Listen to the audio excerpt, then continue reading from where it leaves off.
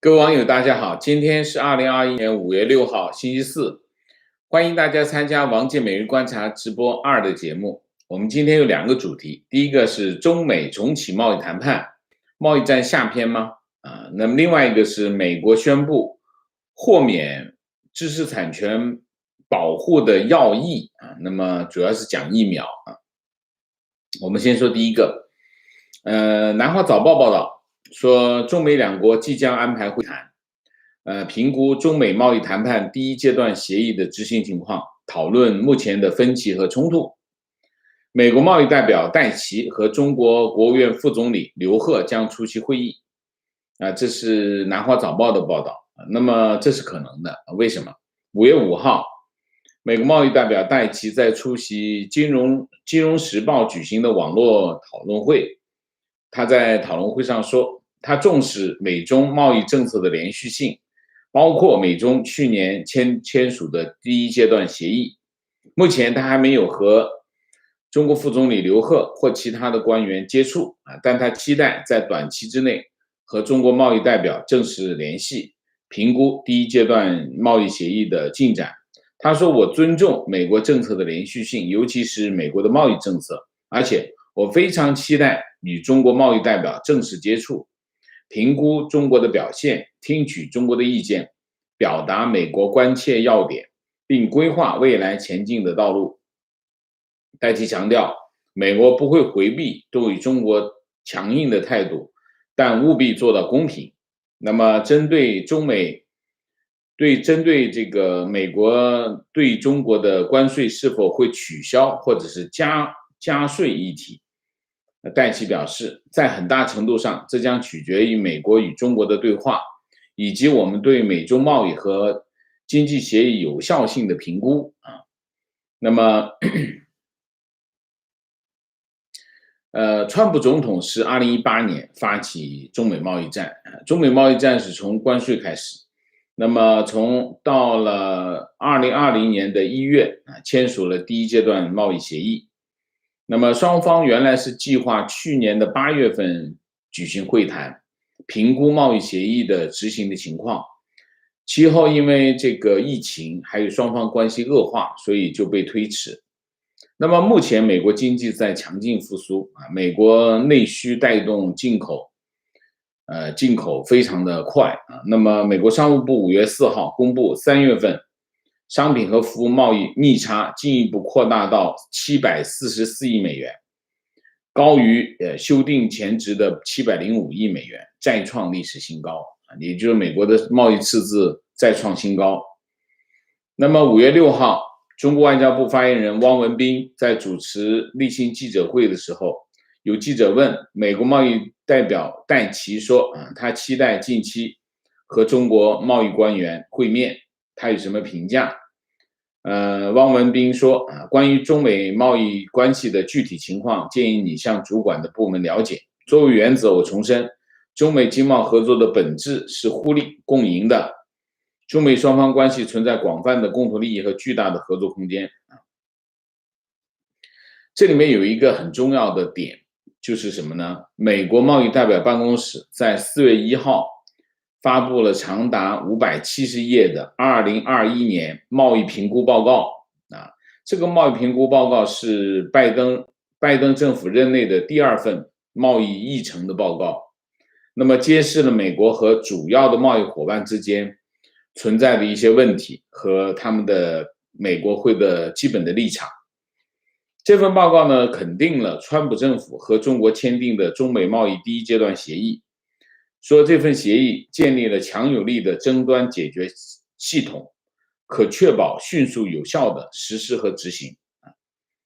那么彼得森国际经济研究所的数据2020年到2020年的12月，中方购买了美国的产品总额是1000亿美元，而第一阶段协议的目标第1年就是1731亿美元，其中农产品完成了64%，制成品和能源产品完成了60%和39%那么评估报告呢，这个预估报告呢，提供了美国主要的65个贸易伙伴对美国出口商品和服务投资和电子商务构成的重大贸易壁垒的详细的情况，其中有11个领域存在着重大的贸易壁垒，包括关税、进口许可、海关壁垒进口技术性贸易壁垒、卫生和植物检疫措施、补贴和政府采购、知识产权保护、服务壁垒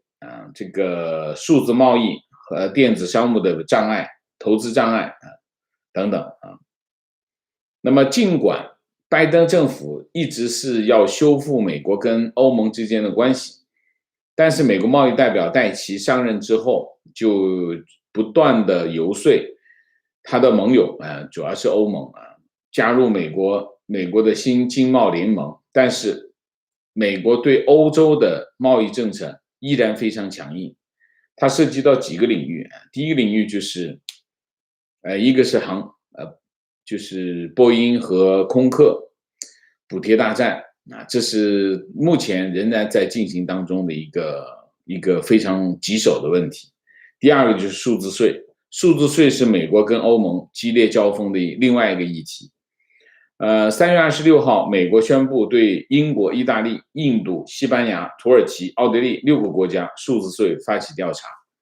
第三个就是第二个呢，就是美国与贸易伙伴就在这个钢铝关税、航空领域其他的这几个领域的这个摩擦会持续一段比较长的时间。这是整体的美国对外贸易政策的大体上的方向是这个方向。那么对华政策方面是这样拜登政府呢继承了川普的主要的贸易措施，核心的是什么？核心的是每年针对中国3350亿美元的进口商品征收关税。那么戴琪在几个场合都表达过，说拜登政府不会改变川普政府对中国商品加征关税的政策。所以呢，你可以看到关税议题将是中美贸易谈判当中的一个重要的工具，这也是中国在整个谈判过程当中非常重要的核心的这个诉求这是第一个。第二个，戴琪也说过，我将会评估中方对第一阶段协议的落实情况，根据审查，政府会制定全面的战略来应对中国带来的挑战。然后另外呢，美国的商务部长雷蒙多也说目前拜登总统的工作重心是为美国企业创造公平竞争的环境，制定一个整体的战略。所以呢，你可以看到拜登政府的贸易战略主要是着眼于建立一个可持续的一个贸易条件来刺激美国经济的复苏。那么建立一个公平的国际贸易体系，通过双边和多边的合作，促进这种包容性的经济增长，解决气候危机，强化可持续再生能源的产业链促进创新和有创造力的贸易政策，大概是一个这个方向。所以我们基本上我们可以这么看第一个这里面需要回答2个问题我们在讨论中美之间下一阶段如果进行这个贸易谈判的过程当中，我们首先要回答2个问题。第一个问题，拜登政府对华的贸易政策是什么？第二个问题，美国要在中美贸易谈判中得到什么？基本上我们要回答这2个问题。那么要回答拜登政府的对华贸易政策，我们首先要看他的贸易政策的基础是什么。拜登政府的贸易政策的基础就是川普政府的贸易政策，对华贸易政策。川普政府的对华贸易政策的框架基本上就是2个东西，第一个叫第一阶段贸易协议，这是第一个东西。第二个东西关税，它基本上握着这2个，然后还有一系列的针对中国企业的各种制裁措施那些制裁措施其实一直在保留，这些制裁措施不是核心的贸易政策，那只是这2大块贸易政策的补充。你比如说，那么美国要求中国的企业符合美国的会计审计制度，并且制定了一个法律啊。那么这个法律意味着什么？3年之后，在美国上市的中国企业基本上全部都要退市，3年之内就要退市。那么主要目的是为了切断中国企业和美国资本市场的联系。那这是一个大的方向啊，这个方向也很重要，但是和我们刚才讲的中美贸易协议以及关税这两大块来说，它都还是个补充的性质。那么从现在来看，首先拜登政府是继承了这2个框架，那其他的基本上保存啊保留，这是第一个。所以拜登政府现有的对华贸易政策基础就是川普政府的对华贸易政策，这是第一条。第二条，我们在中美贸易谈判川普政府时代非常清晰的2条线，一条线是什么？一条线就是美国贸易代表办公室是一条线，另外一条线是什么？另外一条线就是这个美国国务院是另外一条线。美国国务院倾向于推动，美国国务院跟国防部是比较鹰派，美国贸易代表办公室和财政部是比较轻重熊猫派，这2条线基本上经常是互相打架啊。其实很多政策推出来之后，它没有腿啊，没有腿就没办法落实。所以你看上去有些政策看着就很凶，但是实际上没有用，因为它没有腿。那所以呢，我相信下一阶段美国拜登政府呢，基本上财政部应该是不会参与，基本上不会参与对华贸易政策的这个制定的过程。那么主要应该是谁？主要应该是贸易代表加上财政部这2个加上这个商务部，这2个部门是主要的对华贸易政策的制定者。这是第2条。第3条，那么在这个基础上，你可以看到，未来就是就是拜登政府的对华贸易政策将会体现3个原则。第一个叫合作，合作是主基调。为什么要合作？合作的原因是美国经济要复苏美国经济要复苏，拜登政府肯定需要建立一个相对稳定的贸易条件，为美国的经济提供一个相对稳定的贸易条件。所以以这个为前提的话，合作是主基调，这是第1条。第2条，但是同样的也会抗争，同样的也会竞争。所以竞争和对抗是2个必要的手段，这2个必要的手段是拿来干什么？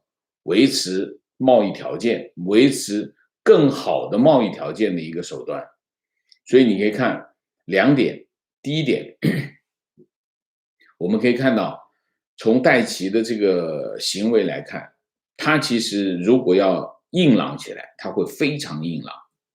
就是在谈判的过程当中，我觉得他硬朗起来会非常的硬朗。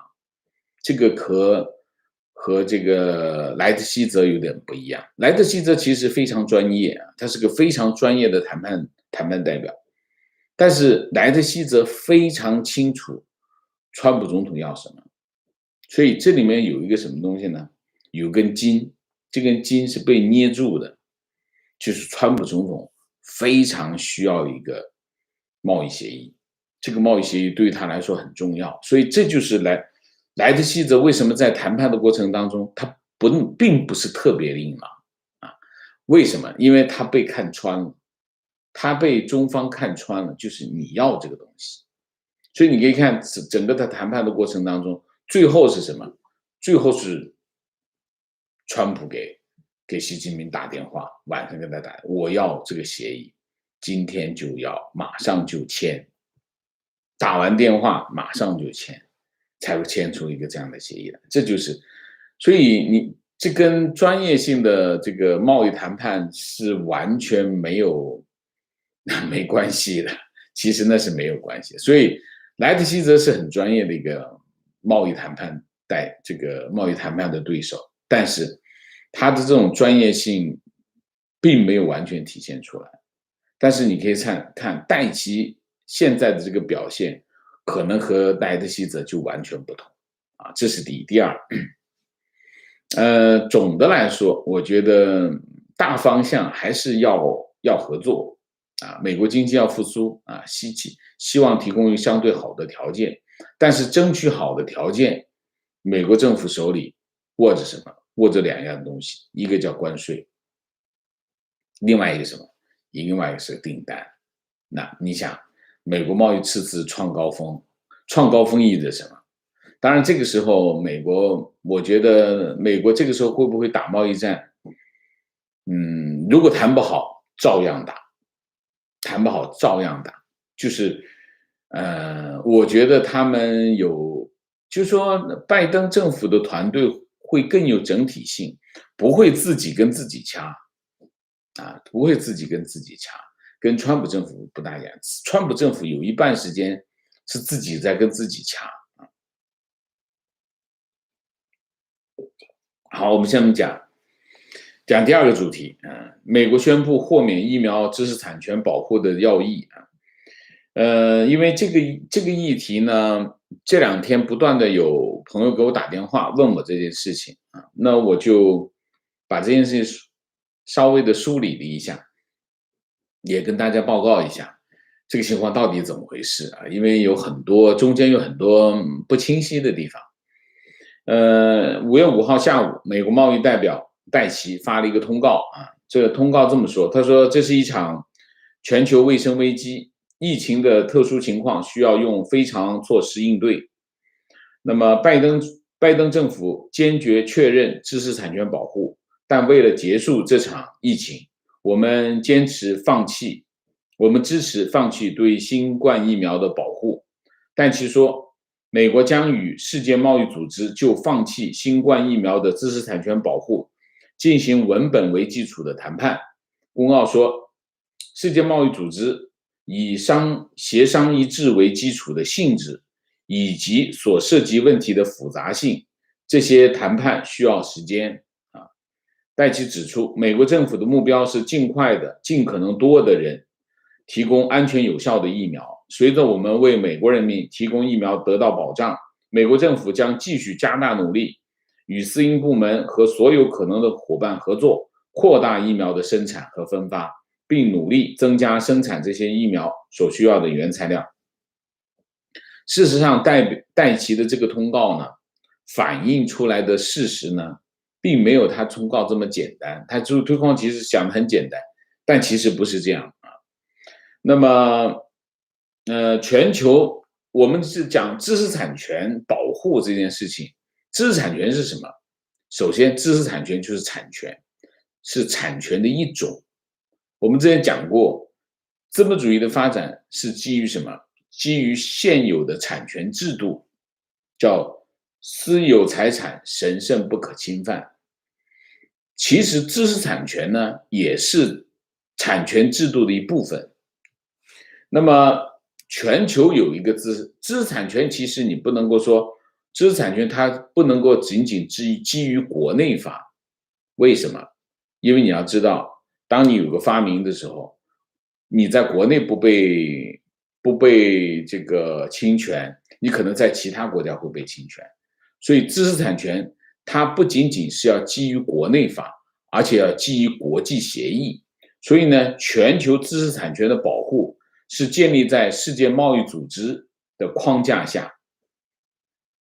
叫什么？这个机制叫什么？叫做 STRIPS 啊 ，STRIPS 全称叫 Agreement on Trade-related Aspect of the Intellectual and Intellectual Property Rights， 中文叫与贸易有关的知识产权协定，那么所有的 WTO 的成员国都要签署这个协定。那么这就是基于世界贸易组织下关于知识产权的一个我们叫多边贸易协定。它涉及的范围包括什么呢？著作权、临接权、商标权、地理标志权、工业品外观设计权、专利权，刚才就专利权啊，集成电路布线图设计权以及未披露的信息专有权，就很多非常广泛。那么美国贸易办公室叫 USTR 宣布的支持豁免针对新冠疫苗的知识产权保护。那么它支持这个豁免，但是到底怎么豁免法、豁免的条件、豁免的范围都要谈判。谈判什么呢？谈判之后，所有的成员都同意了，形成一个文本。他刚才讲文本啊，形成一个文本。这个文本是什么？就实际上就是一个附加协议，然后所有的成员都同意签署，然后变成一个豁免的协议。所以呢，基于文本的谈判，就是关于放弃 WTO 下与贸易有关的知识产权协定，就是 TRIPS 的部分义务那么需要164个世界贸易组织的成员国全部一致同意。所以呢，这个美国贸易代表办公室的这个声明中说，美国将积极参与谈判，考虑到 WTO 的共识基础和所涉问题的复杂性，这些谈判需要时间。什么意思？就是关于这个知识产权豁免涉及的谈判，需要所有的人都签，都要形成共识，然后这件事情又非常的复杂，所以这个谈判会持续很长时间。会持续多长时间？可能会2-3年时间，会持续2-3年时间。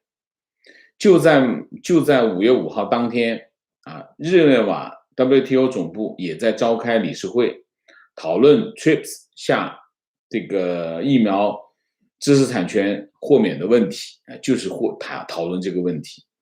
那么 WTO 各方同意继续讨论，但是没有共识没有共识。最新的进展是，提议豁免的这个共同提案方就提出这个豁免提案的这个国家，主要是2个国家，一个是印度，一个是南非那么他们说他们会审查最初由去年10月份提交的这个议案文，就他们会重新拿回去，把提出的议案重新审查、调和立场。那么最终会在什么呢？会在6月份TRIPS 的理事会上提交。就是他们这个2020年的10月，印度和南非向 WTO 提出关于暂时免除某些 TRIPS 义务的议案，就是针对疫苗的议案，确保各国能够及时获得新冠疫苗的这个供应。那么这个议案提出什么呢？提出豁免呢，最好提出一个豁免的这个特定的时限。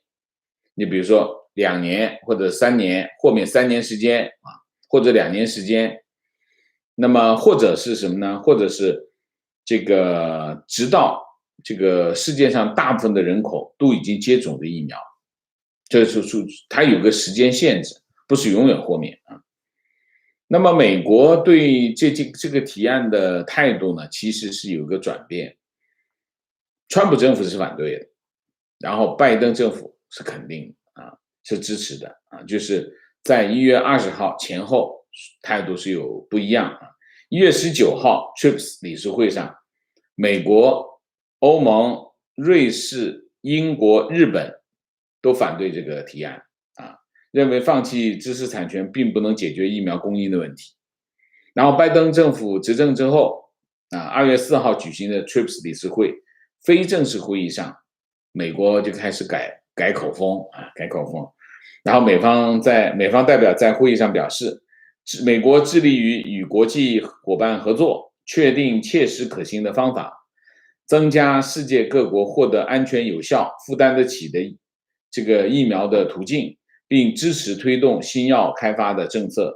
美方表示期待与成员国合作，以更好地了解在特定情况下因 TRIPS 的专利、版权、工业设计外形以及未公开信息保护等问题导致特定产品缺乏短期制造能力的事实。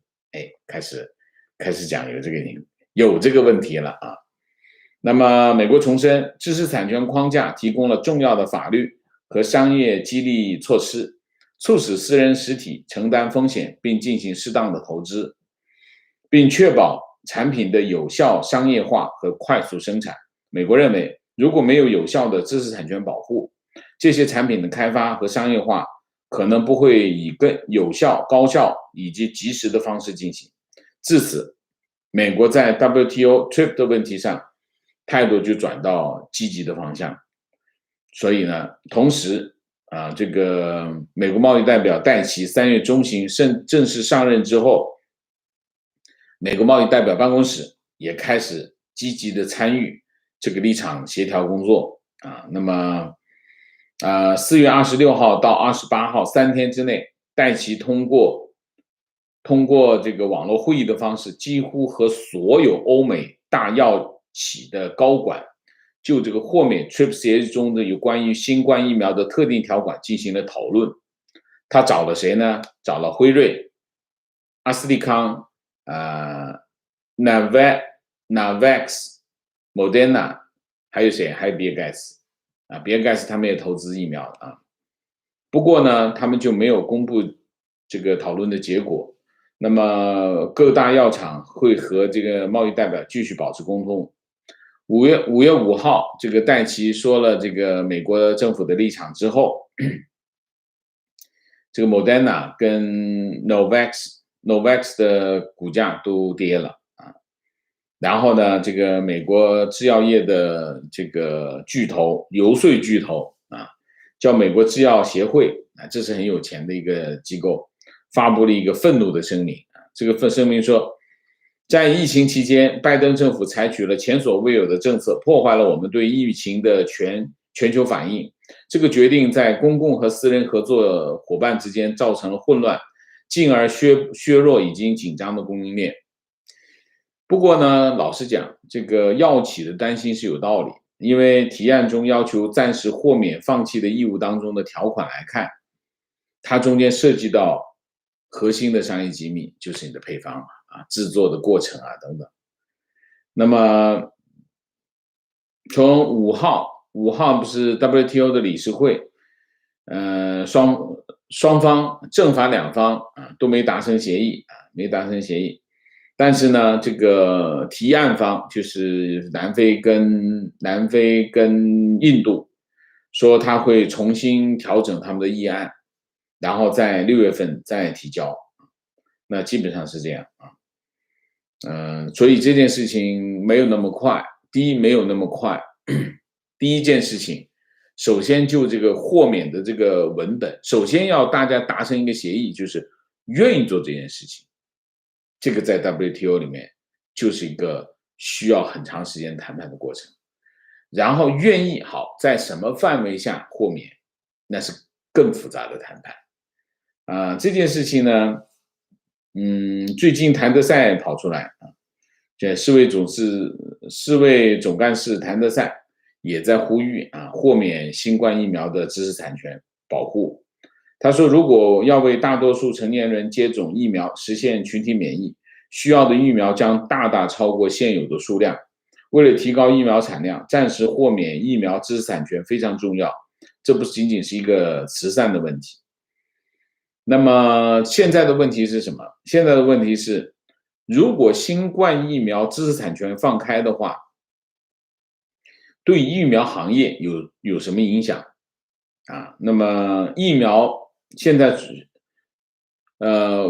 针对新冠疫情的疫苗有5条线路，5条技术线路，灭活疫苗、重组蛋白疫苗，然后是腺病毒载体疫苗，然后是减毒流感载体疫苗，还有一个就是这个核酸疫苗。核酸疫苗就是包括2种，一种叫 DNA 疫苗，一种叫 mRNA 疫苗。那么现在跟新冠疫苗有关的知识产权就是专利，主要集中在哪里呢？主要集中在 mRNA 领域啊，就是 Moderna 他们用的做开发的这个领域啊。那么 mRNA 又称信使核糖核酸啊，那是将这个基因序列信息传递到细胞液体中的核糖体啊，然后就组合成为新的蛋白质啊。那么这个蛋白质呢，就是新冠状病毒的突出蛋白啊，就是在身体里面组合成，所以Moderna 他们的这个疫苗的生产呢，就不需要太多的原材料啊。你像灭活疫苗就是把死的病毒或者活的病毒要先培养出来，然后再把它弄个半死，大概是这样。就是那你需要大量的病毒，所以需要很多原材料啊。那么现在呢，这个 mRNA 疫苗的主要的专利都基本上掌握在美国的企业手里啊。那到底它会怎么样开放？开放到什么程度？哪些东西又不开放？现在不知道啊，现在其实都不清楚。美国的这件事情，其实美国政府也没有完全的话事权，这个还是要经过美国国会啊。美国国会要过美国的国会，那美国的国会过美国国会，那这些药厂就会做工作了。所以美国国会过不过得去也不好说。所以这件事情其实美国政府的立场，当然它是政治正确。政治正确意思什么意思呢？就是美国政府出来讲，那我不反对哈，我支持这个豁免这个其实就是疫苗的专利。豁免疫苗专利就是我们先不保护这部分，我们不保护，让大家都去开放这个专利，让大家去生产疫苗。美国政府只是一个政治表态，等到真的要实施这件事情，估计是2到3年以后的事儿啊。所以这件事情没那么简单，没那么容易实现，这要过好几道关。首先，美国自己这道关，除了美国政府提出一个这样的想法，出一个这样的政策，还得美国国会要过。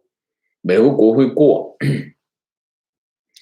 现在最重要的问题是什么？美国现在已经打得差不多了啊，美国打得差不多的时候，你怎么去说服他们？这是有问题啊，这是有问题。然后剩下的就是过了之后，然后再就是美国全世界 WTO 的成员国146个成员国要在 WTO 的框架里面重新谈判。那你想一下，所有人都得同意才能签下去。只要有一个国家不同意，比如说德国要是不同意，欧盟就不会同意。欧盟不同意的话，这个协议也过不了。包括瑞士啊，瑞士如果不同意也不行，英国不同意也不行，包括日本不同意也不行。所以这里面其实英国、欧盟、瑞士这几个国家都不会同意，因为他们都有生产疫苗，所以这件事情没那么简单，好吧？那我们今天就把这2个议题，跟大家报告一下。那么下面我们就进入互动啊，总结一下2点。第一点，中美将重启贸易谈判，这场贸易谈判将会引导2个国家进入一个新的领域，就是贸易领域。拜登政府上台之后，贸易领域基本上没有碰啊。戴奇一直在讲，我们在进行检讨。那基本上我认为现在这个时候，美国的贸易政策基本上检讨完毕了啊，现在开始落实它的贸易政策了。那这里面涉及到什么呢？涉及到2点。第一点，美国现在经济复苏的过程当中，美国会不会重启一场贸易战？我觉得可能性不大，可能性不大啊。但是美国会利用他手上的贸易工具，为美国的企业争取更好的贸易条件，所以在这个领域可能会发生冲突。还有一个地方就是我们之前讲小院高墙，小院高墙跟什么有关？跟美国商务部有关系，跟美国贸易代表处也有关系啊，代表办公室也有关系。所以美国会用2个工具和中国周旋，这是第一个主题。第二个主题就是关于美国宣布支持豁免这个疫苗的知识产权保护的问题，我们今天进行一个解释，好吗？好，我们今天主题就到这里，我们下面进入互动。进入互动之前，温馨提示，请大家点赞，请新来的网友订阅，请大家加入我们的会员，支持我们做更好的节目。好，进入互动之后呢，请大家不要聊天啊。那么4个情况、问题、观点、情绪，好吗？好，明谢 Helen Wu， 谢谢，恭喜王老师订阅突破29万，谢谢啊。小小，谢谢。祝贺王先生频道达到25万订阅量，预祝未来更上一层楼啊！承你吉言，非常感谢啊！我们昨天的订阅突破25万，那么我们基本上是从2年前的5月15号开始做第1期节目，那么看一下，我们差不多做了2年时间，这件事情做2年时间。我们用2年时间达到了25万的订阅，也是一个不错的成绩啊，也不容易啊，中间也经历了很多的困难。那么我非常感谢在座诸位的支持和帮助啊，你们的每一声每一句支持鼓励的话，对我来说都是一个非常重要的力量啊，我是依靠这个力量坚持下来啊，所以非常感谢大家的支持，好吧？好，提问：美国豁免疫苗产权保护，这是一个很伟大的决定，但是有些疑问。第一，信使 RNA 的技术是研究了快20年才得到成功的，这就像给了个图纸，其他国家可能也做不出来。第二，中共国这无耻的国家会把从美国得到的技术另外去注册新的专利，然后反过来告美国侵权。这就是要谈判的，这就是要谈判，签下来，签出协议来。你说的这个情况肯定是要避免的嘛，那当然要避免这种情况啊。观点如果豁免疫苗专利等同扼杀药厂研发生产意愿，最好的方法是在美国生产，然后以成本价供应国际市场，这样保证美国药厂继续研发，提供就业，也满足人道援助。我觉得也是这样，但是问题是什么？美国的药厂毕竟数量有限，而且美国的药厂会成本比较高。那么它现在全世界的情况是什么呢？全世界的情况就是药厂生产这个疫苗的药厂不够多，所以为全世界的，你想这个它的基础设施就这么多嘛，药厂的生产能力就这么多。它开放专利的原因是什么？就让更多的药厂能够生产。那更多的药厂能够生产的话，意味着产量就会一下上去。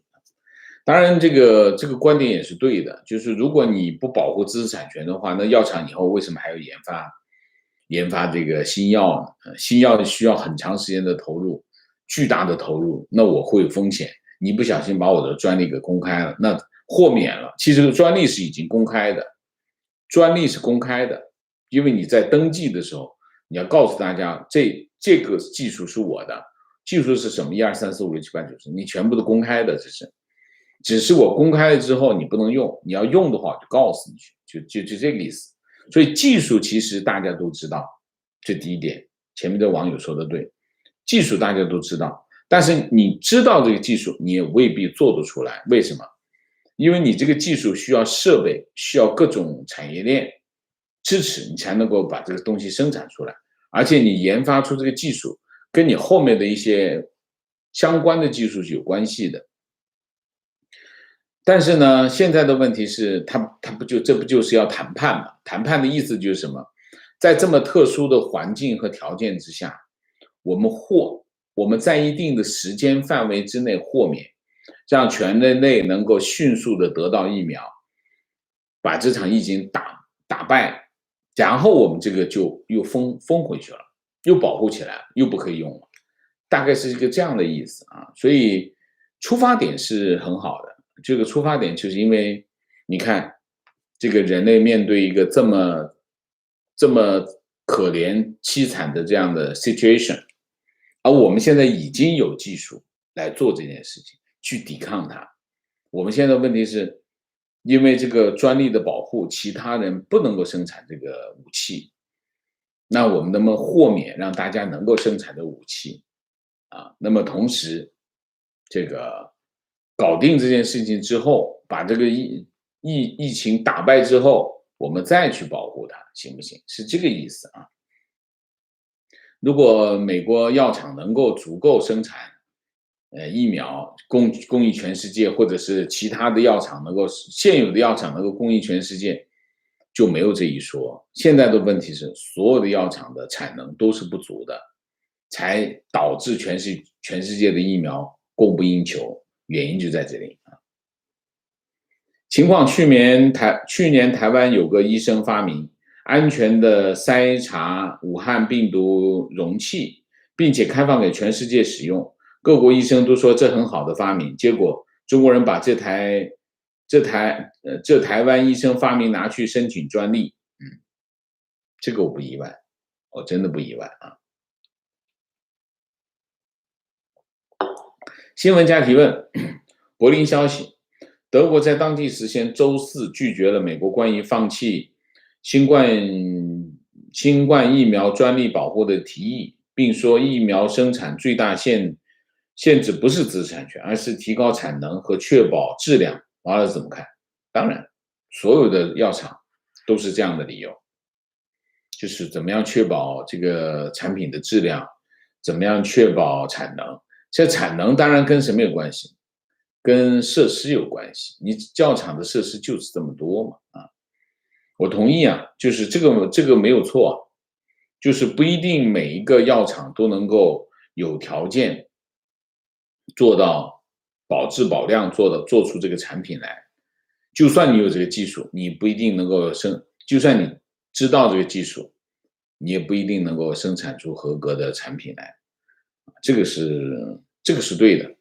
德国拒绝，德国不存在拒绝，德国是参加谈判146个国家去谈判而已啊。这个不是德国拒不拒绝的问题，这就是在 WTO STRIPS 的机制下的谈判的问题啊。情况，拜登一宣布公开疫苗 IP， 疫苗相关股票一路下跌。王老师觉得美国放弃疫苗专利之后会对中国有什么影响？对中国没影响。对中国来说，就是会不会有，刚才不是有人说会不会把那个疫苗技术拿去申请专利？对中国有什么影响？中国不掌握这个专利，所以对他没影响。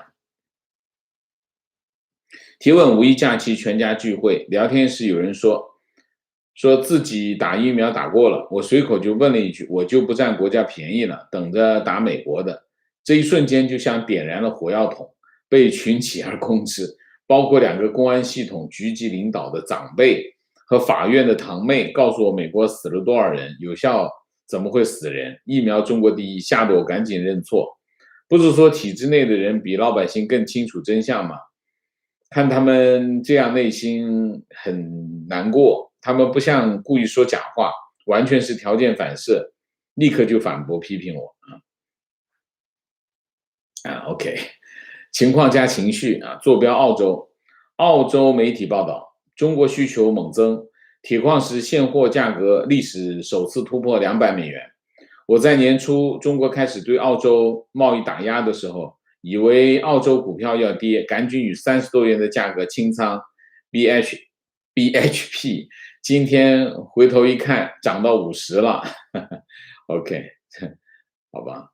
提问，昨天的火箭残骸有关，关于中国天眼号称是世界上最大的宇宙探测器，霍金先生霍金生前曾经警告过其危险性，人类绝不应该主动寻找外星生物。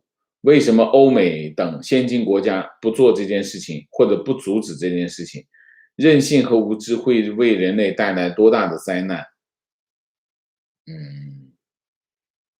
探索，霍金讲的其实不是探索，是联系啊，联系。你不要联系外星人，你看他们没问题，你跟他们联系是有可能有危险啊。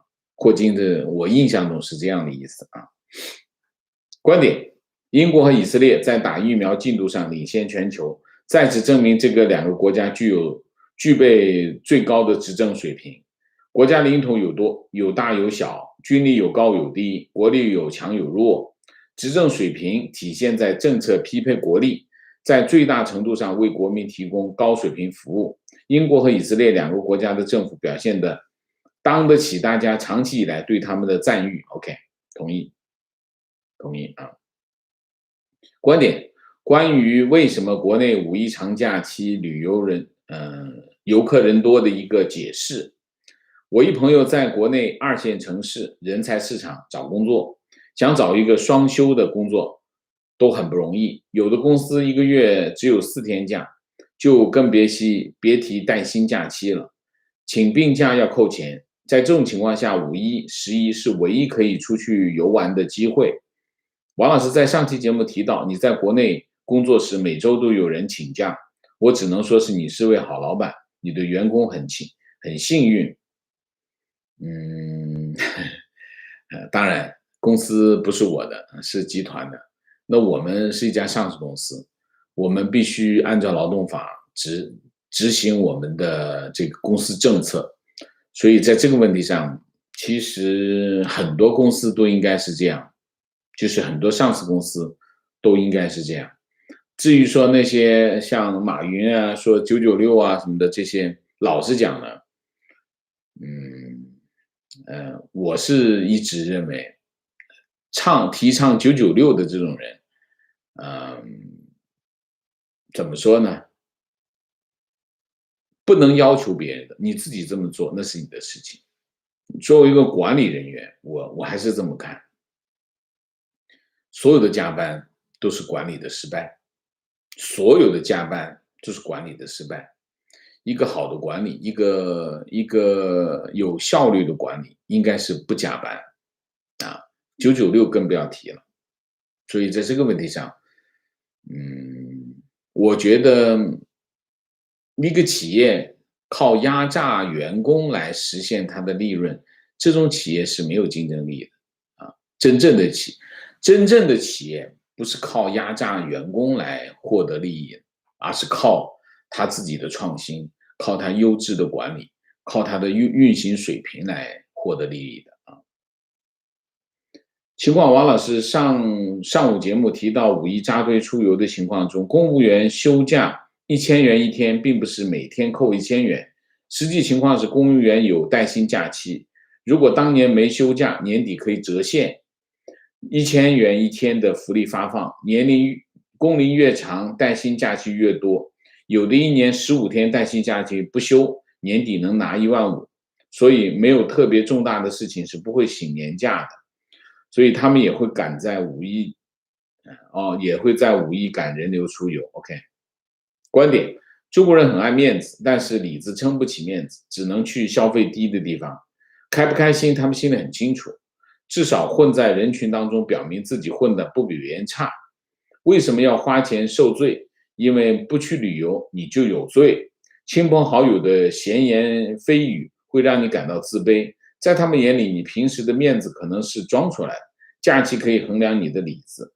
你开什么车去的？你去的地方是本地还是外地？你去的地方越高大上，越说明你混得越好。理解了，明白了。那还是生活在很贫困的地方啊，啊，你想一下，穷才会这样，你不穷的话，你哪会比这个啊？观点，医药相关的专利跟一般的商业专利不同，商业专利的商品你可以不买，但药品常常关乎人命，所以医药专利一直是保护一段时间，使其独占回收药品研发成本，又不能让药厂长期持有专利垄断市场，是既保护又打压的一个产业。专利固然是个人私人财产。但财产与人道放在一起又值得讨论。OK， 观点：我从前工作的公司是美国政府的大承包商，所有的收入都是从政府来，在每个接到的项目的经费中有一定比例来做自己的 RNH， 就是研发。如果我们研发出来的专利是在做政府项目时产生的，那这个专利政府就有权给任何公司用。如果这个专利是在公司的 R&D 里面研发出来，也仍然是政府的钱，那政府就无权管制。不知 Moderna 这样的公司专利是哪一种，肯定不是这一种，它只是一个奖金啊，它只是说你要跟我签供货合同，我就提供资金资源啊，这个应该没有这关系啊。如果我是莫丹娜公司，我就会讲，如果你有条件的话，我就不跟你签，那你这，对吧？啊，观点：已公开的知识是不可申请专利。根据国际专利法规，理论上中国是不可能申请人家已经公开的发明，除非中国在国内的专利法不跟国际法规，但那只可以在中国境内有效，也不行，因为你签了那个 STRIPS。你签了 STRIPS 就必须保护全世界的专利啊。情绪加情况，加拿大的中国移民中也有很多人听不得说中国政府有什么不好，和中国国内的很多人是一样的。OK， 好吧。情况：我是王舍较早的观众，个人感受，三观接近普世价值，越来越温和，懒得和周围的粉红争论。谢谢王舍。恭喜王舍频道大热，希望不久的将来自己能够安全的请王舍私人喝咖啡。OK， 谢谢啊。我是觉得，大家还是不要去做这样的动作，就是通过表达自己的观点来刺激那些可能会有强烈反应的人。为什么？没有必要，没有必要。特别是像刚才这个网友，这个网友做的很好，他一发现不对，马上认错，我就行，我错了，马上认错。这个我觉得做的对的，就是尽量的，就是怎么说呢？老实讲呢，大家知道现在国内的这种政治气氛非常的不友善。那么在这种气氛之下，我们在网络上发言，我们在这个一些跟别人沟通的时候，要考虑这一点啊。为什么？避免不必要的麻烦啊。当然，有些人，你看，比如说你的非常好的朋友啊，遇到这个老粉红也好，小粉红也好，他有不同的看法，你可以提供一些选项，让他知道这个世界上还有另外一些信息，给他一个机会。如果他不接受，你就算了，你不要去说服他，非得说服他啊，因为没有意义。很多人，你说他是装也好，你说他不装也好，装不装其实中间的界限是很模糊的。我知道，就是他可能有一部分知道，有一部分不知道，他不往那边想。他不往那边想的原因是他故意不往那边想。所以你说这是装还是不装啊？不好说，真的不好说。情况重发昨晚，中国开始对韩国动手。昨天百度热搜，江苏退运3346吨韩国洋垃圾，煤焦油。OK， 开始动手。你说韩国跟文在寅访美之前要给韩国一点，中国这2年吧，中国这2年对洋垃圾的政策是非常的强硬的，我觉得不一定是针对韩国，洋垃圾其实也不是这2年，应该有一段时间，啊，情绪，我记得有一件事情可以反映这个问题，是什么呢？就是纸价曾经有一段时间涨得非常的厉害，原因是什么？中国不进口垃圾，不进口这个洋垃圾啊，或者是废品，中国停止进口废品。一停止进口的废品的后果是什么？就是造纸啊，或者是那些就受很大的影响，特别是那些塑料啊，塑料这个影响是最大，纸也影响很大。所以我有很深的印象，中国对这个进口废品的这个政策越来越强硬，对这件再生行业来说影响很大。所以你说的这件事情呢，不一定是针对韩国的啊。情绪以前在国内做民航机师，各大节日都不能休假，一年年假5天，提前1年申请，7天疗养假申请不一定批，想一起休也很难。法律规定的探亲假，领导觉得是个笑话，根本不理睬申请的要求。现在在国外做技师，每个月除了正常的休息日之外，可以申请4天额外的休假，年假1年21天啊，对，我也是21天，提前1个月申请好就申请好，需要调整航班也是提前1个月就好了。假期想休息也没问题，大家都一视同仁，公开透明，不分刚入职的新人还是资深的管理层技师，就是这样，就应该是这样啊，就应该是这样啊。提问，请问王先生，中共在台湾问题上是对美秀肌肉成分多，还是真有准备对台开第一枪？你这个是永远是一个，这永远的天问啊，我最近在网友在推特上给我推荐了一篇文章啊，这篇文章是，叫什么？我看一下啊，我看了这篇文章，我想做个交代啊，做个交代。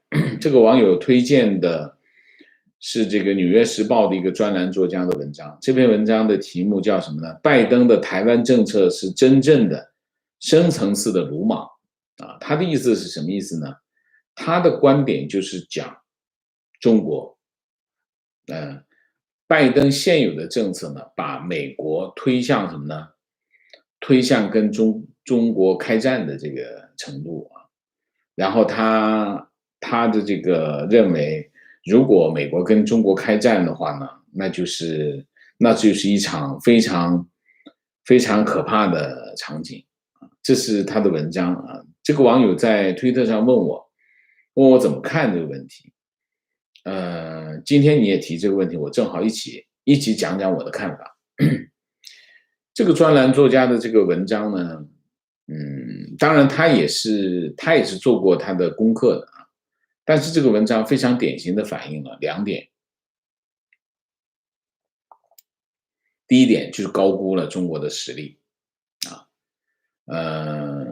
我们对待不同语境下的表达应该有不同的看法。那么西方的这些学者也好，他们如果不熟悉中共的语言的话，会被中共的语言吓坏啊。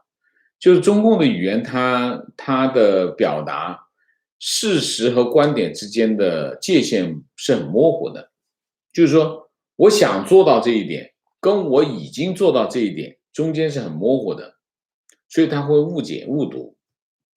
所以我认为这些就是说一直觉得跟中共对抗有风险的这些人有个基本的特征，就是高估了中国的实力，中共的实力啊，这是第一点。第二点，一方面高估了中共的实力，另外一方面还有一个问题就是，高估了中共的反应。中共的反应其实很多时候呢，很多人会觉得，哎，他都是意识形态优先，中共反正人命不重要等等，就经常会说他不是理性的，就是很多人会以中共不是理性的作为一个判断前提来觉得他会放大他所面临的风险，其中包括比如说包括朝鲜，他觉得朝鲜很多行为不可理喻，所以他是不理性的行为，其实这是非常错误的。中共也好，这个朝鲜劳动党也好，他们是非常理性的，他只有在非常理性的条件下，他才会做出超出你预期的行为。所以说中共是非理性的组织，所以他们的很多决策是非理性的，所以呢，你和中共打交道的时候，你会面临一个非理性的风险，这就是很多西方的学者的一个判断的前提条件，但其实事实上并不是这样。我认为没有比中共更务实、更讲究实际的政党了。为什么？中共是农民党，中国的农民是什么？中国的农民是最务实的。你看看老毛，老毛经常讲，你看老毛经常天马行空跑来跑去，天马行空跑来跑去，好像很不理性。其实你忘记了，他可以天马行空跑来跑去，其实是基于他天马行空跑来跑去的那些东西呢，对他不重要。比如说饿死点人，对他来说不重要，他重要的是什么？他的位置，他的权利。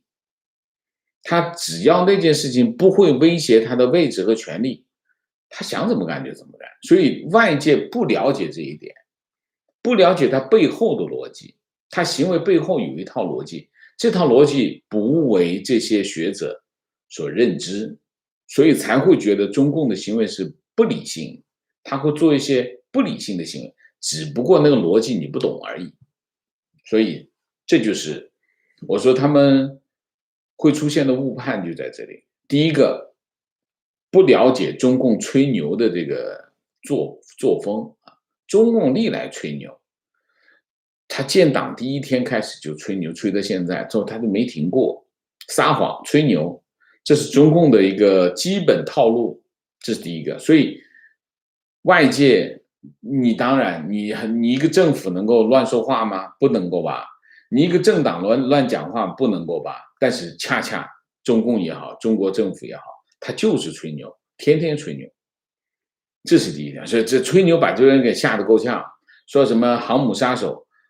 航母杀手，你见过他杀航母了吗？你没见过吧？所以这个问题啊，我就觉得，所以第一个高估他们的实力的原因是不了解中共吹牛的传统，第二个不了解他们内部的这种逻辑，他们自己的逻辑，所以无端端的觉得有风险，其实根本没风险。我经常讲。中国的传统文化就是欺软怕硬，中国的传统智慧就是精准的知道谁软谁硬。现在这个世界上最硬的是谁？最硬的就是美国啊。所以中国的传统是什么？中国的传统智慧就是不跟美国对抗嘛，就是要搞定美国嘛，就这么简单，不复杂。中共不会跟美国开战。中共也不会去打第一枪，为什么？打不赢嘛，打不赢打什么打？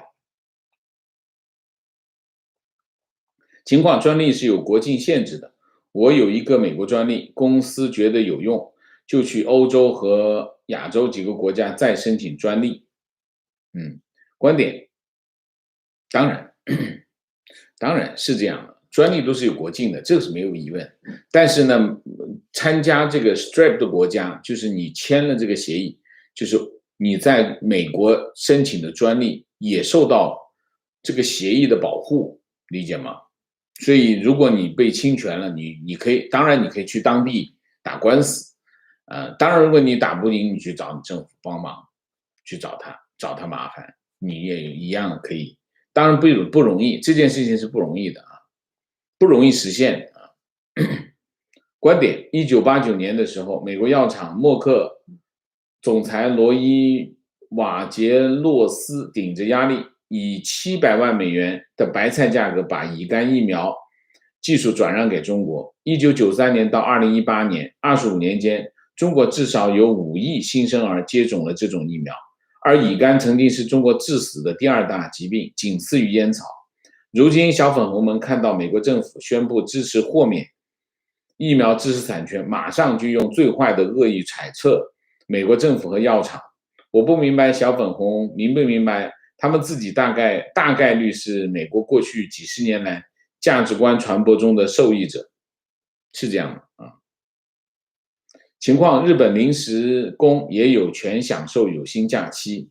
临时工或者计时工在同一家公司累计工作时间超过半年，以每周40小时，每年52周计算，1年的标准工作时间，就有权享受带薪假期。但是即使在美国，放弃使用带薪假期，老板装傻的小企业有的是。去年开始强制执行，每人每年至少使用5天带薪假期。OK， 好，明谢，Vivian J 谢谢 ，Alice 谢谢，果喷水谢谢，姥姥王谢谢为民喉舌，任重道远，可喜可贺，感谢华丁谢谢 ，Amanda 谢谢，恭喜王老师，自从成为会员后，很少直播打赏，这次请王老师喝咖啡，祝你的节目越办越好，谢谢 ，Renee Mac 谢谢，李银维谢谢，赞一个，恭喜王先生订阅突破25万，第一次留言支持一下。感谢王老师为我们答疑解惑，谢谢。玉鑫，谢谢。好，我们今天的节目就到这里，感谢大家的参与，我们下一个节目再见。再见之前，请大家点赞，请新来的网友订阅，请大家加入我们的会员，支持我们做更好的节目，做更好的自己。谢谢大家，谢谢。